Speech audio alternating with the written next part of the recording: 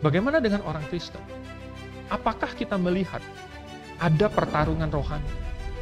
Apakah kita bisa melihatnya secara rohani? Nah, saudara, coba kita buka di dalam Roma pasal 6.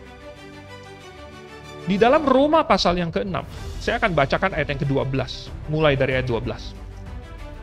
Ini adalah suatu nasihat dari Paulus buat orang yang sudah diselamatkan. Lalu supaya berubah, Paulus bilang apa? Ayat 12. Sebab itu hendaklah dosa jangan berkuasa lagi di dalam tubuhmu yang fana, supaya kamu jangan lagi menuruti keinginannya. Dan janganlah kamu menyerahkan anggota-anggota tubuhmu kepada dosa untuk dipakai sebagai senjata kelaliman. Tetapi serahkanlah dirimu kepada Allah sebagai orang-orang yang dahulu mati, tetapi yang sekarang hidup. Dan serahkanlah anggota-anggota tubuhmu kepada Allah untuk menjadi senjata-senjata kebenaran. Dan kamu tidak akan dikuasai lagi oleh dosa, karena kamu tidak berada di bawah hukum Taurat, tetapi di bawah kasih karunia. Dulu hidup kita dipakai untuk memperbanyak dosa. Itulah yang manusia lakukan. Setiap hari, setiap saat, kita hanya memikirkan diri kita sendiri dan kita mengabaikan Allah. Itu dosa. Tapi itu dulu sebelum kita diselamatkan.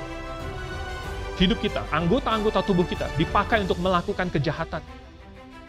Oleh sebab itu maka, bahkan orang dunia ini bisa melihat orang-orang yang begitu jahat, yang menculik orang untuk dijadikan sandera, untuk diambil organ tubuhnya, untuk dijadikan budak, dan lain sebagainya. Betapa jahatnya orang-orang seperti itu, layak untuk dihukum mati.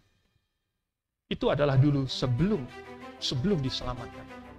Tetapi sesudah orang diselamatkan, ternyata orang yang jahat sekalipun, yang tadinya adalah seorang pedagang budak, kemudian dia diselamatkan, dan kemudian dia berubah total, sehingga dia menciptakan lagu Amazing Grace. I once was lost, dulu aku pernah terhilang, but now am found, tapi sekarang sudah ditemukan. Saya dulu seperti apa, tetapi kemudian saya berubah dan menjadi berbeda. Dulu anggota tubuh kita dipakai untuk dosa, tetapi sesudah kita diselamatkan, setiap anggota tubuh kita harus dipakai untuk Tuhan. Nah, saudara, kita berada dalam peperangan rohani. Tapi kontribusi apakah yang akan kita berikan? Dan peran apakah yang akan kita lakukan di dalam peperangan rohani?